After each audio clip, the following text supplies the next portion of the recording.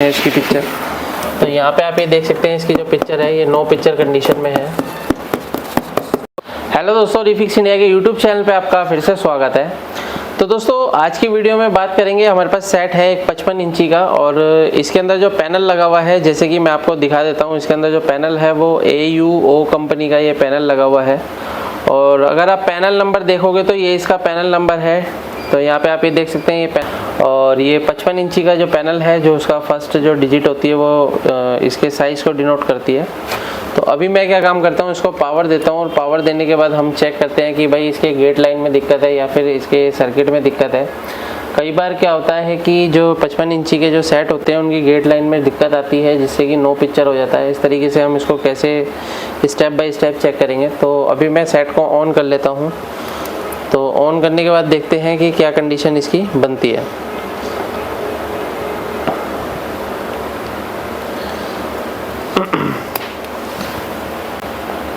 तो इसको ऑन करने के लिए हम यहाँ से इसको शॉर्ट कर लेते हैं। अभी मेरा सेट ऑन हो चुका है और यहाँ पे अगर आप देखेंगे तो इसकी जो लाइट है वो यहाँ पे जल गई है, यानी कि इसकी बैक लाइट ऑन है।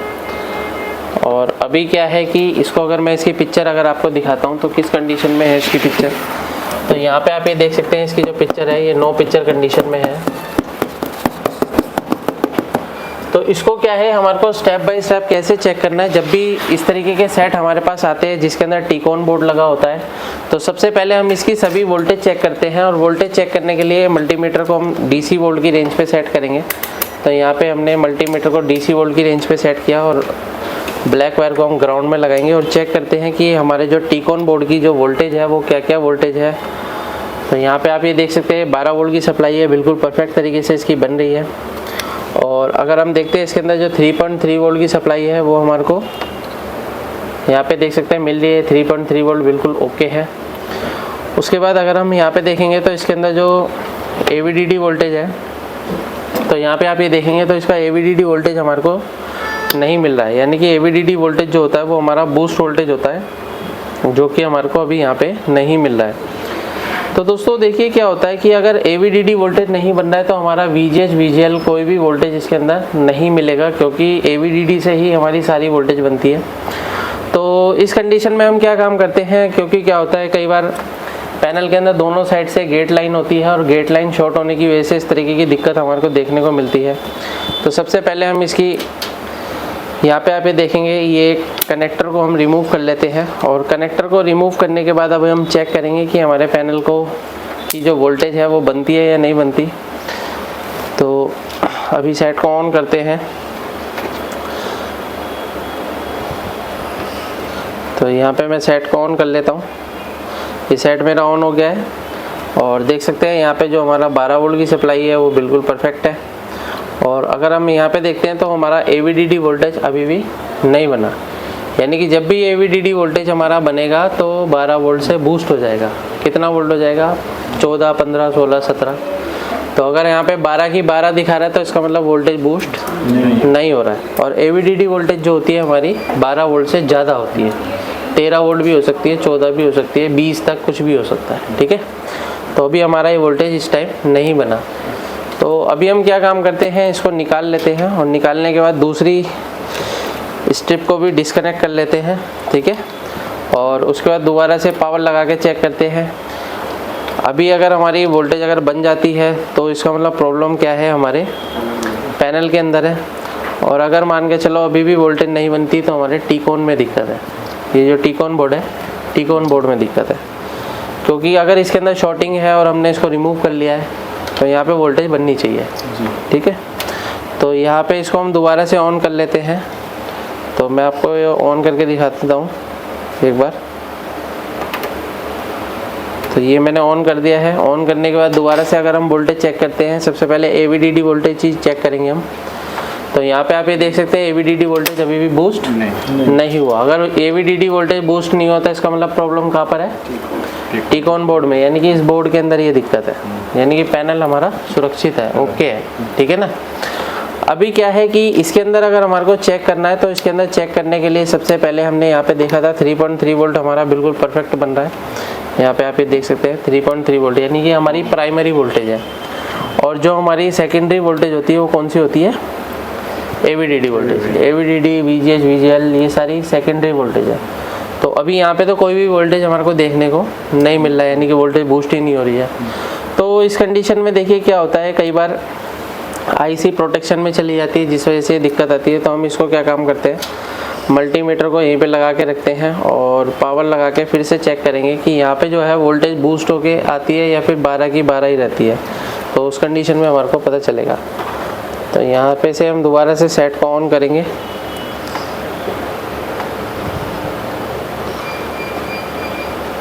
तो यहाँ पे मैंने सेट को ऑन कर लिया, तो आप देख रहे हैं यहाँ पे सीधा 12 की 12 वोल्टेज है। तो इसका मतलब ये है कि भाई हमारे जो है जो टीकॉन बोर्ड है, टीकॉन बोर्ड में कहीं ना कहीं दिक्कत है। तो इसको कैसे चेक करना है, तो सबसे पहले हम ये देख लेते हैं कि हमारे जो टीकॉन बोर्ड के अंदर कहीं ना कहीं शॉर्टिंग तो नहीं है। कई बार क्या होता है कि टीकॉन बोर्ड में शॉर्टिंग होने की वजह से भी इस तरीके की दिक्कत देखने को मिलती है। तो सबसे पहले हम मल्टीमीटर को सेट करेंगे कंटिन्यूटी पॉइंट पर। तो यहाँ पे मैंने इसको कंटिन्यूटी पॉइंट पर लगा लिया। अभी आप यहाँ पे देखेंगे, और कंटिन्यूटी पॉइंट पर लगाने के बाद अगर मैं देखता हूँ यहाँ पे हमारी DC to DC IC लगी हुई है। और ये जो DC to DC IC होती है, इसके आसपास के जितने भी कंपोनेंट लगे होते हैं, इन सभी कंपोनेंट पे हम शॉर्टिंग चेक करेंगे। तो यहाँ पे मैं आपको दिखा देता हूँ शॉर्टिंग। ये देखिए, यानी कि ये जो PF है, PF अभी मेरे सारे ओके हैं। यहाँ पे आप ये देख सकते हैं सारे PF ओके हैं। ओके, यहाँ पे भी PF ओके है, ओके है, ये भी ओके है। तो यहाँ पे तो कोई अभी शॉर्टिंग नहीं है।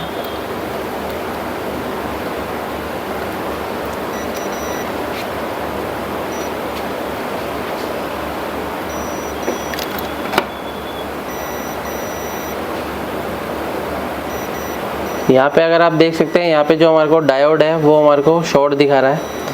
तो यहाँ पे अगर आप देखेंगे तो डायोड हमारे को कितने ओम्स के साथ, 3 ओम्स के साथ, 3 मिली ओम्स के साथ हमारे को ये शॉर्टिंग दिखा रहा है। ठीक है, तो इस डायोड को हम रिमूव करके चेक करते हैं सबसे पहले कि ये जो डायोड है हमारा ये शॉर्ट है या फिर हमारे सर्किट में शॉर्टिंग है। इसको निकालने के बाद हमारे को कंफर्मेशन मिलेगी। तो इसको हम रिमूव कर लेते हैं एक बार।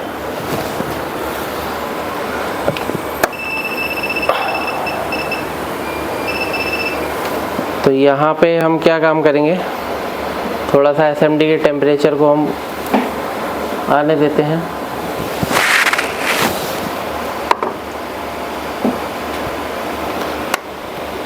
तो जब भी आप PCB पे काम करते हैं या टीकॉन पे काम करते हैं तो इसको प्रॉपर तरीके से आपको काम करना है, क्योंकि कई बार ऐसा भी हो जाता है कि आप कंपोनेंट कुछ और निकालते हैं और निकल कुछ और जाता है। तो यहाँ पे हमारे को डायोड को निकाल के चेक करना है कि डायोड के अंदर शॉर्टिंग है, हमारी टीकॉन में शॉर्टिंग है।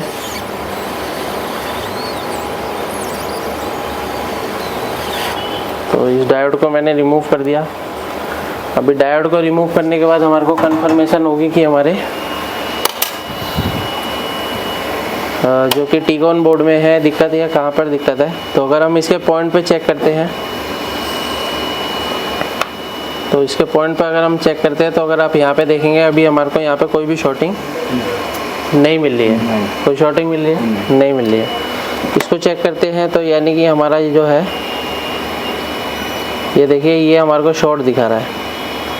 ये अगर आप देखेंगे इसके दोनों पॉइंट हमारे को शॉर्टिंग दिखा रहा है 9 ohms की रीडिंग के साथ। यहाँ पे आप ये देख सकते हैं रीडिंग धीरे धीरे इसकी कम होती जा रही है, यानी कि ये डायोड क्या है, ये फुल शॉर्ट हो चुका है। और इसकी जगह क्या है, अभी हमारे को दूसरा डायोड लगाना है। तो कई बार कई टेक्नीशियनों को ये प्रॉब्लम होती है कि कौन सा डायोड इसके अंदर लगाएं। तो दोस्तों इसके लिए क्या होता है कि हमारे को सेम कंपनी की PCB लेनी है। इस तरीके की PCB अगर आप देख सकते हैं तो सेम सर्किट में से हम इसका डायोड निकाल के लगाएंगे। तो इसके अंदर जो सेम सर्किट है अभी हम देख लेते हैं इसके अंदर कहाँ पर है। जो हम डायोड इसके अंदर लगाएंगे वो यहाँ से निकालते हैं। ये सारी चीज़ें हम इसकी ट्रेनिंग के अंदर बताते हैं, किस तरीके से आपको ये कंफर्मेशन मिलेगी कौन सा डायोड शॉर्ट है, कौन सा निकाल के लगाना है। कई बार जीना डायोड शॉर्ट होता है, कई बार हमारा रेक्टिफायर डायोड भी इसके अंदर देखने को मिलते हैं।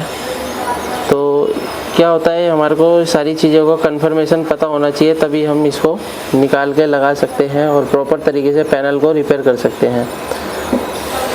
अभी आप क्या करेंगे, इसको निकालते हैं और इस डायोड को हम सेम डायरेक्शन में लगाते हैं।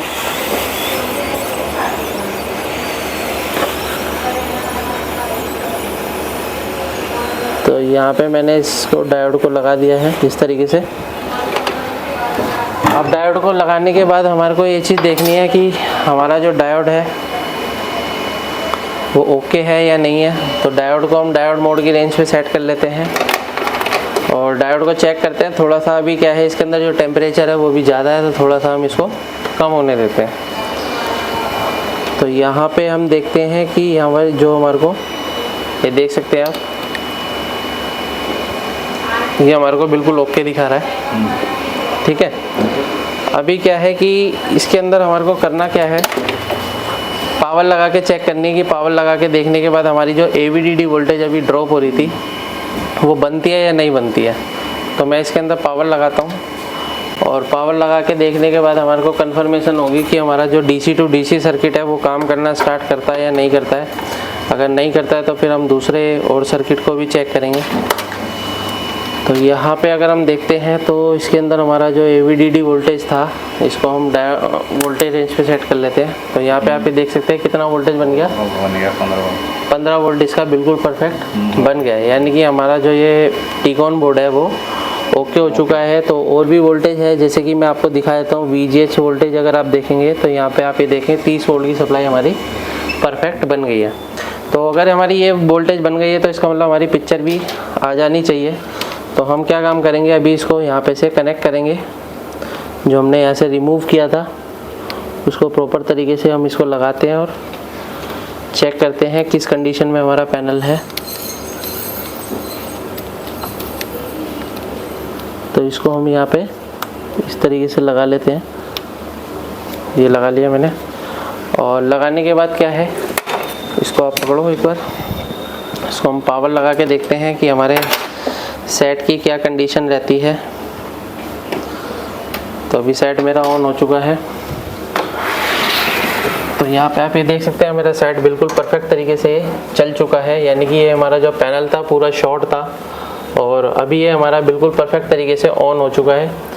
तो इस तरीके से आप भी किसी भी पैनल को आसानी से रिपेयर कर सकते हैं। अगर आपको वीडियो पसंद आए तो वीडियो को लाइक करें, शेयर करें, कमेंट करें और चैनल को सब्सक्राइब जरूर करें। अगर आप भी LCD LED TV रिपेयर की ट्रेनिंग लेना चाहते हैं तो नीचे दिए गए कॉन्टैक्ट नंबर पर कॉन्टैक्ट कर सकते हैं। Thank you friends.